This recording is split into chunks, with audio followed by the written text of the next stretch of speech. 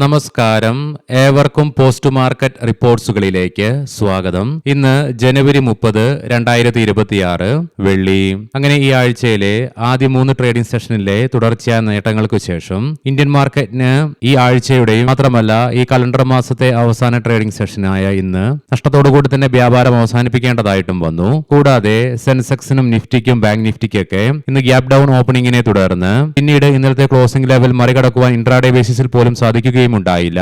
എന്തെല്ലാം കാരണങ്ങളാണ് ഇന്ന് നമ്മുടെ മാർക്കറ്റിനെ തുടർച്ചയായി 3 ട്രേഡിംഗ് സെഷനിലെ നേട്ടത്തിന് ശേഷം നഷ്ടത്തിലേക്ക് തള്ളിവിടുവാൻ ഉണ്ടായതെന്ന് വിശദമായി തന്നെ നമുക്ക് ഈ വീഡിയോയിൽ പരിശോധിക്കാം. ലീഡിംഗ് ആയ എല്ലാ ഇൻഡസ്ട്രീസിലും ഗ്യാപ് ഡൗണോട് കൂടിയിട്ടുള്ള ഓപ്പണിംഗ് ആയിരുന്നു ഇന്ന് ലഭ്യമായിരുന്നതും. പിന്നീട് മാർക്കറ്റിന് നേരിയ നേട്ടം കൈവരിക്കുവാൻ സാധിച്ചതിനെ തുടർന്ന് 25,370 എന്ന ലെവലിൽ നിഫ്റ്റിക്ക് റെസിസ്റ്റൻസും നേരിടേണ്ടതായിട്ട് വന്നു. തുടർന്ന് മാർക്കറ്റിലുണ്ടായ ഇടിവിന്റെ ഫലമായിട്ട് 25,213 എന്ന ലെവലിൽ സപ്പോർട്ട് എടുക്കുവാൻ സാധിച്ചതിനെ തുടർന്ന് 98 പോയിന്റുകളുടെ നഷ്ടത്തോടുകൂടി 25,320 എന്ന ലെവലിൽ വ്യാപാരം അവസാനിപ്പിക്കുവാനായപ്പോൾ സെൻസെക്സിന് 296 പോയിന്റുകളുടെ നഷ്ടത്തോടുകൂടിയും ബാങ്ക് നിഫ്റ്റിക്ക് 347 പോയിന്റുകളുടെ നഷ്ടത്തോടുകൂടിയും വ്യാപാരം അവസാനിപ്പിക്കേണ്ടതായിട്ട് വന്നു. എങ്കിലും ഇന്ന് NSEയുടെ അഡ്വാൻസ് ഡിക്ലൈൻ റേഷ്യോയിൽ 1698 സ്റ്റോക്കുകൾക്ക് നേട്ടത്തോടുകൂടി തന്നെ വ്യാപാരം അവസാനിപ്പിക്കുവാനുമായി, അതേസമയം 1201 സ്റ്റോക്കുകൾക്ക് നഷ്ടത്തോടുകൂടിയും വ്യാപാരം അവസാനിപ്പിക്കേണ്ടതായിട്ട് വന്നു. Hindalco, Tata steel, call India,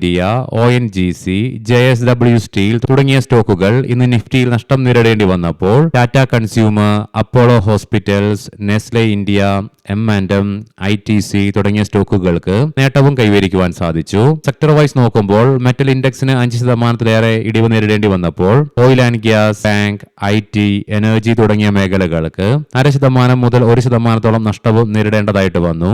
അതേസമയം pharma, media, consumer durables, FMCG തുടങ്ങിയ മേഖലകൾക്ക് 0.5% മുതൽ 1.5% നേട്ടവും കൈവരിക്കുവാൻ സാധിച്ചു. ബോർഡർ മാർക്കറ്റ്സിൽ നിന്നും മിക്സ്ഡ് ആയിട്ടുള്ള പെർഫോമൻസ് ആണ് ഇന്ന് കാണുവാനായിട്ടും സാധിക്കുക.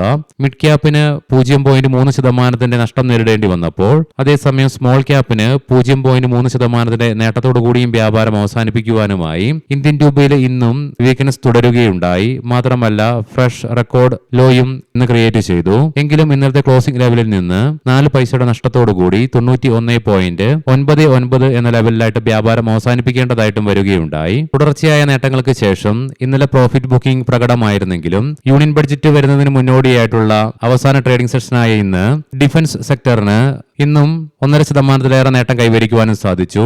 Especially GRSC, MTAR tech, Mazagon Dock ship builders തുടങ്ങിയ സ്റ്റോക്കുകളിൽ 7% നേട്ടവും കൈവരിക്കുവാൻ സാധിച്ചു. തൽഫലമായി ഈ ഒരാഴ്ചയിൽ മാത്രം 8.9% നേട്ടം ഡിഫൻസ് മേഖലയ്ക്ക് കൈവരിക്കുവാനും സാധിച്ചു. തൽഫലമായി 2025 മെയ് മാസത്തിന് ശേഷം ഡിഫൻസ് മേഖലയ്ക്ക് ഒരാഴ്ചയിൽ കൈവരിക്കുവാൻ സാധിച്ച ഏറ്റവും വലിയ നേട്ടമാണ് ഈ 4 ട്രേഡിംഗ് സെഷന് കൊണ്ട് ഈ ആഴ്ചയിൽ കൈവരിക്കുകയും ഉണ്ടായത്.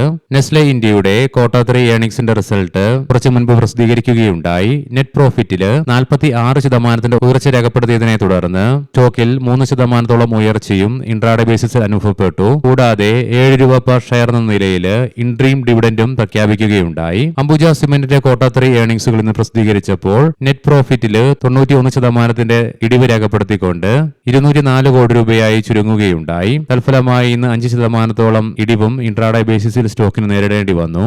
മാനേജിംഗ് ഡയറക്ടറും സിഇഒയുമായ ശ്രീ PR ശേഷാദ്രി തന്റെ നിലവിലുള്ള കാലാവധി പൂർത്തിയാക്കിയ ശേഷം വീണ്ടും നിയമനത്തിന് ശ്രമിക്കുന്നില്ല എന്നുള്ള പ്രഖ്യാപനം ബാങ്കിന്റെ ഭാഗത്ത് നിന്ന് വന്നതിനെ തുടർന്ന് ഇന്ന് സൗത്ത് ഇന്ത്യൻ ബാങ്കിന്റെ സ്റ്റോക്ക് പ്രൈസിൽ 19% ഇടിവ് ഇൻട്രാഡേ ബേസിസിലും അനുഭവപ്പെട്ടു. ഇന്നലെ നമ്മുടെ മാർക്കറ്റ് അടച്ചതിന് ശേഷം ഗോൾഡിന്റെ വിലയിൽ അതിശക്തമായ വോൾട്ടാലിറ്റി അനുഭവപ്പെടുകയുണ്ടായി. കൂടാതെ ഫ്രഷ് റെക്കോർഡ് ഹൈയും ക്രിയേറ്റ് ചെയ്തെങ്കിലും ഇൻട്രാഡേ ബേസിസിൽ മാത്രം ഇന്നലെ രാത്രി US ടൈമിൽ 10% ഇടിവും ഗോൾഡിന്റെ വിലയിൽ നേരിടേണ്ടതായിട്ട് വന്നു. മാത്രമല്ല മാർക്കറ്റ് വോൾട്ടൈൽ ആയിരുന്നതിനാൽ തന്നെ ഗോൾഡിന് വീണ്ടും റീബൗണ്ട് ആകാനും സാധിച്ചെങ്കിലും ഇന്ന് വീണ്ടും ഗോൾഡിന്റെ വിലയിൽ ഏകദേശം 7% ഇടിവ് ഇൻട്രാഡേ ബേസിസിലും അനുഭവപ്പെടുകയുണ്ടായി. തൽഫലമായി $3 ട്രില്യൺ നഷ്ടമാണ് ഗോൾഡിലെ നിക്ഷേപകർക്ക് സംഭവിക്കുകയും ഉണ്ടായത് ഏതാനും മണിക്കൂറുകൾക്കുള്ളിൽ തന്നെ. തൽഫലമായി ഇന്ന് ഗോൾഡ് സിൽവർ ETF-ലും ഇടിവ് രേഖപ്പെടുത്തി. ഗോൾഡ് ഫൈനാൻസിംഗ് സ്റ്റോക്കുകളായ മുത്തൂറ്റ്, മണപ്പുറം ഫൈനാൻസ് തുടങ്ങിയ സ്റ്റോക്കുകളിലും 4% ഇടിവ് ഇൻട്രാഡേ ബേസിസിലും അനുഭവപ്പെട്ടു.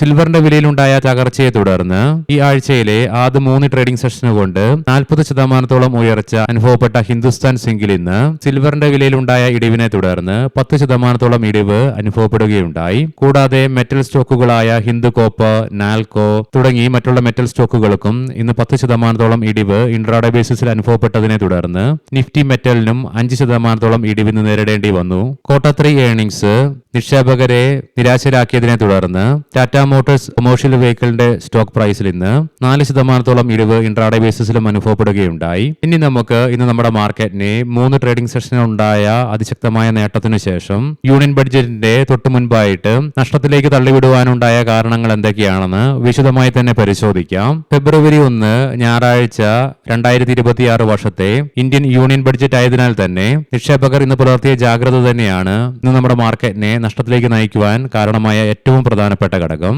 ഇന്നലെ US മാർക്കറ്റില് യുഎസിലെ സെക്കൻഡ് ബിഗസ്റ്റ് കമ്പനിയായ മൈക്രോസോഫ്റ്റില് ഏകദേശം 12% സിംഗിൾ ഡേ കൊണ്ട് ഇടിവ് രേഖപ്പെടുത്തുകയുണ്ടായി. കാരണം ക്വാർട്ടർലി ഏർണിംഗ്സ് വന്നത് നിക്ഷേപകരെ തൃപ്തിപ്പെടുത്തിയതുമില്ല. കൂടാതെ നമ്മൾ ഇന്ന് പ്രീ മാർക്കറ്റ് റിപ്പോർട്ടിൽ കണ്ട പോലെ തന്നെ AI ബേസ്ഡ് ആയിട്ടുള്ള കമ്പനികളുടെ മത്സരങ്ങൾക്കിടയിൽ പരമ്പരാഗതമായ IT കമ്പനികൾക്ക് പിടിച്ചു നിൽക്കുവാനുള്ള സാധ്യതകൾക്ക് മുകളിൽ നിക്ഷേപകരുടെ ഭാഗത്തു നിന്ന് ഉയർന്ന ആശങ്കയും തുടർന്ന് ഇന്നലെ US മാർക്കറ്റിൽ S&P 500 നേരിയ നഷ്ടത്തോടുകൂടിയും നാസ്ഡാക്കിന് 0.25% നഷ്ടത്തോടുകൂടി തന്നെ വ്യാപാരം അവസാനിപ്പിക്കേണ്ടി വന്നു. കൂടാതെ ഇന്ന് യുഎസിലെ ഡോ ജോൺസ് ഫ്യൂച്ചറും നഷ്ടത്തിലാണ് വ്യാപാരത്തിൽ തുടർന്നുകൊണ്ടിരിക്കുന്നത്. മാത്രമല്ല ഏഷ്യൻ മാർക്കറ്റ്സിൽ നിന്നും നെഗറ്റീവ് സെന്റിമെന്റ്സ് ആണ് കാണുവാനായിട്ടും സാധിക്കുക. തൽഫലമായി ഇന്ന് ഗ്ലോബൽ ക്യൂസ് നെഗറ്റീവായി മാറിയതും ഏതാനും ആഴ്ചകൾ കൊണ്ട് അവിശ്വസനീയമായ പ്രകടനം കാഴ്ചവെച്ച മെറ്റൽ സെക്ടറുകൾക്ക് ഇന്ന് പല കാരണങ്ങൾ കൊണ്ടും വലിയ തോതിലുള്ള ഇടിവ് നേരിടേണ്ടതായിട്ടും വരികയുണ്ടായി. സോ അതിന്റെ ഒരു പ്രതിഫലനം ഇന്ന് ഇന്ത്യൻ മെറ്റൽ സ്റ്റോക്കുകളിലും അനുഭവപ്പെട്ടു. തൽഫലമായി ഇന്ന് നിഫ്റ്റി മെറ്റലിനും 5% ഇടിവും നേരിടേണ്ടതായിട്ട് വരികയുണ്ടായി. അതുകൊണ്ട് തന്നെ ഇന്ന് മെറ്റൽ മേഖലയിൽ അനുഭവപ്പെട്ട അതിശക്തമായ സെല്ലിങ്ങും നമ്മുടെ മാർക്കറ്റിനെ തളർത്തുന്നതിൽ പ്രധാന പങ്ക് തന്നെ വഹിക്കുകയുമുണ്ടായി. ഇതിനെല്ലാം പുറമെ US പ്രസിഡന്റ് ഡൊണാൾഡ് ട്രംപ് ഇന്ന് വെള്ളിയാഴ്ച നിലവിലെ ഫെഡ് ചെയർമാനായ ജെറോം പവലിന് പകരക്കാരനെ പ്രഖ്യാപിക്കുമെന്നുള്ള റിപ്പോർട്ട്സും പുറത്തു വരികയുണ്ടായി. അതുകൊണ്ട് തന്നെ പുതിയ ഫെഡ് ചെയർമാന്റെ പ്രഖ്യാപനം അമേരിക്കൻ പ്രസിഡന്റിന്റെ ഭാഗത്ത് നിന്ന് വരുന്നതിന് മുന്നോടിയായിട്ട് ആഗോള നിക്ഷേപകർ പുലർത്തിയ ജാഗ്രതയും ഗ്ലോബൽ മാർക്കറ്റിനെ എന്ന പോലെ തന്നെ നമ്മുടെ മാർക്കറ്റിനെയും സാരമായ രീതിയിൽ തന്നെ ബാധിച്ചു. വരുന്ന റൂമേഴ്സുകൾ പ്രകാരം മിസ്റ്റർ കെവിൻ വാഷിനെയായിരിക്കും ഫെഡ് ചെയർമാനായി പ്രഖ്യാപിക്കുകയും ചെയ്യുക.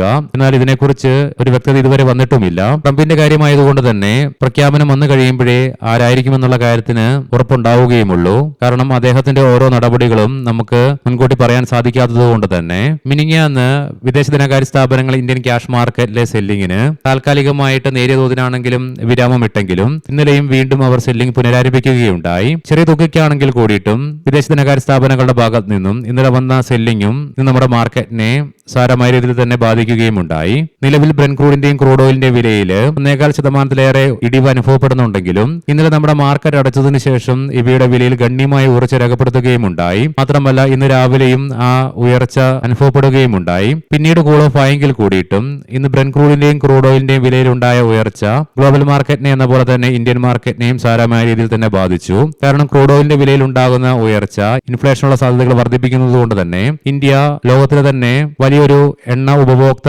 രാജ്യമായതിനാൽ തന്നെ ക്രൂഡ് ഓയിലിന്റെ വിലയിലുണ്ടായ ഉയർച്ചയും നമ്മുടെ മാർക്കറ്റിന് ദോഷകരമായി തന്നെ മാറി. ഇന്നലെ US മാർക്കറ്റിൽ IT മേഖലയ്ക്ക് നേരിടേണ്ടി വന്ന ശക്തമായ സെല്ലിങ്ങിനെ തുടർന്ന് ഇന്ന് ഇന്ത്യൻ മാർക്കറ്റിലും IT മേഖല ദുർബലപ്പെടുന്ന കാഴ്ചയാണ് കാണുവാനായിട്ട് സാധിക്കുക. തൽഫലമായി ഇന്ന് നിഫ്റ്റി ITക്ക് 395 പോയിന്റുകളുടെ നഷ്ടത്തോടുകൂടി 1.03% നഷ്ടവും നേരിടേണ്ടതായിട്ട് വന്നു. തൽഫലമായി ഇന്ന് ഇന്ത്യൻ IT മേഖലയിൽ അനുഭവപ്പെട്ട ശക്തമായ സെല്ലിങ്ങും നമ്മുടെ മാർക്കറ്റിന് ദോഷമായി തന്നെ മാറുകയും ചെയ്തു. കൂടാതെ ഇന്ന് ഇന്ത്യ വിക്സില് നമ്മൾ എക്സ്പെക്ട് ചെയ്തതിന്റെ അത്ര അടുത്തെത്തിയില്ലെങ്കിൽ കൂടിയിട്ടും ഏകദേശം 5% ഇൻട്രാഡേ ബേസിസിൽ ഉയർച്ച രേഖപ്പെടുത്തുകയുണ്ടായി. എങ്കിലും ക്ലോസിംഗ് ബേസിസിൽ 1.94% ഉയർച്ചയോടുകൂടി 13.63 എന്ന ലെവലിലായിട്ടാണ് ക്ലോസിംഗും രേഖപ്പെടുത്തുകയുണ്ടായത്. ഇന്ത്യ വിക്സിലുണ്ടായ ഉയർച്ചയും കൂടാതെ ഇന്ത്യൻ രൂപയ്ക്ക് ഇന്നും തുടരേണ്ടി വന്ന മൂല്യശോഷണവും നമ്മുടെ മാർക്കറ്റിനെയും നഷ്ടത്തിലേക്ക് നയിക്കുവാൻ കാരണമായി തന്നെ മാറി. ഈ പറഞ്ഞ കാരണങ്ങൾ കൊണ്ടൊക്കെയാണ് ഇന്ന് നമ്മുടെ മാർക്കറ്റിന് നഷ്ടത്തോടുകൂടി തന്നെ വ്യാപാരം അവസാനിപ്പിക്കേണ്ടതായിട്ടും വരികയുണ്ടായത്.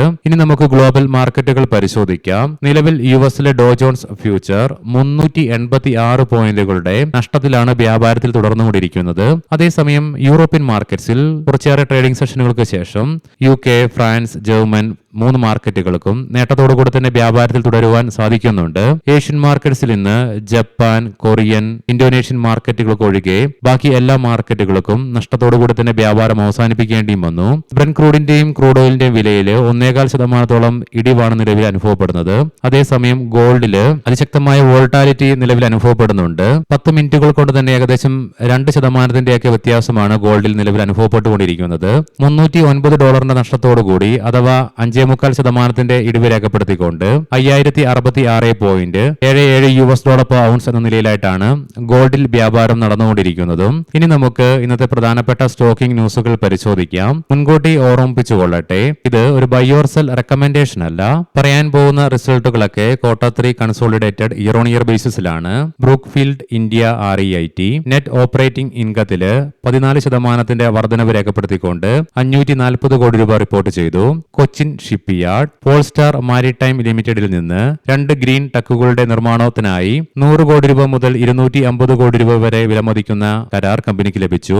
RailTel corporation of India modern coach ഫാക്ടറിയിൽ നിന്ന് 94 കോടി രൂപയുടെ ഓർഡർ കമ്പനിക്ക് ലഭിക്കുകയുണ്ടായി. ബ്ലൂ സ്റ്റാർ രൂപയുടെ മൂല്യത്തകർച്ചയും വാണിജ്യ ആവശ്യങ്ങൾക്കായുള്ള വിലക്കയറ്റവും കാരണം 4ാം പാദത്തിൽ മുതൽ വിലവർദ്ധനവ് കമ്പനി പ്രഖ്യാപിക്കുകയുണ്ടായി. ബ്രിഗേഡ് എന്റർപ്രൈസസ് ലിമിറ്റഡ് 650 കോടി രൂപ ഗ്രോസ് ഡെവലപ്മെന്റ് വാല്യൂ വരുന്ന പ്രീമിയം റെസിഡൻഷ്യൽ പ്രൊജക്ടിനായി സെക്കന്ദരാബാദിൽ 2.25 ഏക്കർ ഭൂമി കമ്പനി ഏറ്റെടുത്തു. ഇന്ത്യൻ ഓയിൽ കോർപ്പറേഷൻ ക്രൂഡ് ഓയിലും ദ്രവീകൃത പ്രകൃതിവാതകവും ശേഖരിച്ച് കാനഡയില് പരിവേഷണ ഉൽപാദന പ്രവർത്തനങ്ങൾ ആരംഭിക്കുവാൻ കമ്പനി പദ്ധതിയിടുന്നു എന്നുള്ള റിപ്പോർട്ട്സും വരുന്നുണ്ട്. ശില്പ മെഡിക്കെയർ ഫെബ്രുവരി 6, 2026 ബോർഡ് മീറ്റിംഗ് ചേർന്നുകൊണ്ട് കമ്പനിയുടെ Q3 ഏർണിംഗ്സുകൾ പ്രസിദ്ധീകരിക്കും. ഈ ആഴ്ചയില് ഞായറാഴ്ച ബഡ്ജറ്റ് ആയതിനാൽ തന്നെ നമുക്കൊരു ഷോർട്ട് വീക്കെൻഡേ ഉള്ളൂ.